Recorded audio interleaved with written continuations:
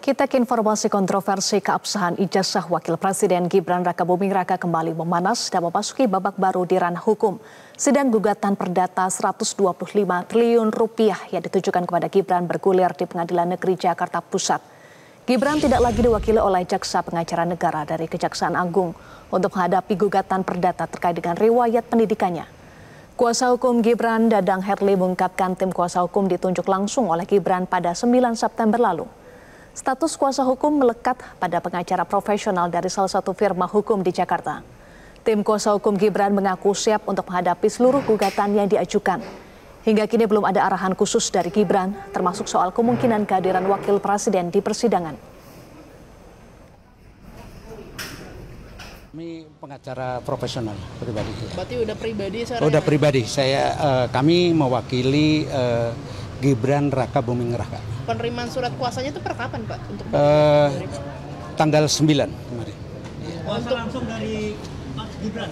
Betul, kami terima kuasa langsung dari Pak Gibran. Mungkin boleh disebutkan nama dan law firm-nya Pak? Untuk berikutnya masih tadi ada ini ya, tahapan-tahapan mediasi. Ya, mediasi ya. Pak Gibran datang dong, Pak? Nanti kita lihat ya. Ya. Hari ini dari Pak Gibran ada kata-kata pesan khusus? Belum ada arahan khusus ya. Sementara itu, sidang gugatan perdata hari ini kembali ditunda. Penundaan dilakukan karena legal standing pihak tergugat 1 Gibran Rakabuming Raka dan tergugat 2 KPU RI belum lengkap. Dalam petitumnya, penggugat seorang bernama Subhan Palal menggugat Gibran bersama KPU dengan tuntutan 125 triliun rupiah. Subhan menyoroti keabsahan jabatan wakil presiden yang saat ini dijabat oleh Gibran Rakabuming Raka. Nah ini kan udah kejadian, udah jadi kok. Nah jangan dibilang gini, sudah jadi baru menggugat, bukan begitu. Karena cacat ini cacat bawaan, syaratnya berupa syarat subjektif. Syarat pendidikan itu subjektif, maka kami keberatan di situ. Nah, dalam gugatan petitumnya Bapak kan ada uang ganti rugi 125 T ya, itu angkanya dari mana sih Pak? Apa hitungannya? jadi gini, saya kepengen karena yang ini perbuatan melawan hukum, korbannya sistem negara hukum. Presiden ke-7 RI Joko Widodo mengungkapkan ada sosok besar yang sengaja membuat tudingan ijazah palsu yang terus berembus. Setelah isu ijazah palsu terhadap Jokowi, kini giliran anak sulungnya sekaligus wakil presiden Gibran Rakabuming Raka yang dituding menggunakan ijazah palsu.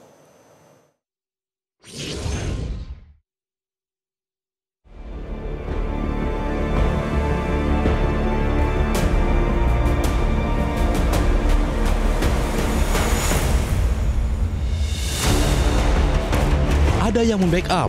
Itulah sebuah kalimat penegasan dari mantan Presiden Joko Widodo ketika mengungkapkan polemik keaslian ijazah miliknya dan putranya, Wapres Gibran Rakabuming Raka. Jokowi mengaku heran tudingan ijazah palsu bisa bertahan hingga bertahun-tahun. Ia menduga ada figur kuat yang sengaja menjaga narasi itu tetap hidup di publik. Jika isu itu terus dipelintir, Jokowi menyindir, bukan tidak mungkin ijazah cucunya Jan Etes pun bakal dipersoalkan. Namun demikian, Jokowi menegaskan tidak akan menghindar. Ia siap menghadapi jalur hukum sesuai aturan yang berlaku. Jokowi dimasalahkan, ijazah Gibran dimasalahkan, nanti sampai ijazah Jakarta dimasalahkan. Ya tapi ya apapun ikuti proses hukum yang ada, ya semuanya kita layani. Kalau melihat ijazah yang selalu dipermasalahkan ini, apakah juga masih ada orang besar yang ingin ada orang besar masih ada kaitannya sama? Ya ini kan tidak hanya sehari 2 hari, sudah 4 tahun yang lalu sudah ada itu. Kalau yang nafasnya panjang itu kalau nggak ada yang membackup kan nggak mungkin. Gampang-gampangan aja. Komentar tersebut merespon gugatan perdata yang diajukan Subhan Pal di Pengadilan Negeri Jakarta Pusat terkait legalitas dokumen pendidikan Gibran saat maju sebagai cawapres.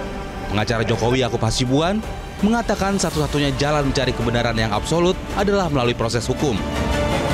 Ternyata masih jalan lagi, dan makin jalan laginya makin parah juga. Kemudian orang-orang yang sama juga ternyata memainkan isu baru, yaitu pemakzulan Mas Gibran. Kemudian sekarang saya baru dengar juga beberapa hari terakhir ternyata ijazah Mas Gibran digugat juga secara resmi. Dan ini juga pandangan kami justru ini kok kelihatannya bukan mencari kebenaran lagi ya, dan sudah bukan menjadi permasalahan hukum lagi.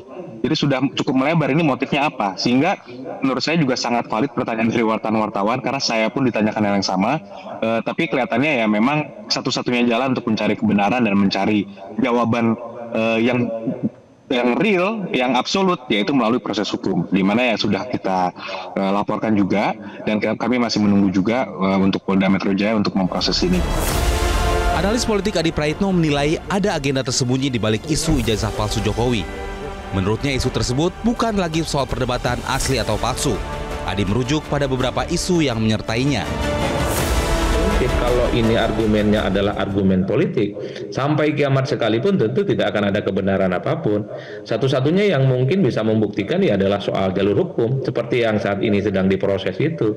Itulah yang sedang kita tunggu, apa ending dari ini semua ketika begitu banyak muncul terkait dengan gugatan-gugatan ijazah. Sepertinya Jokowi juga merasa bahwa ini bukan hanya dirinya yang disasar, tapi juga Gibran dan mungkin juga katanya Jan Etes cucunya.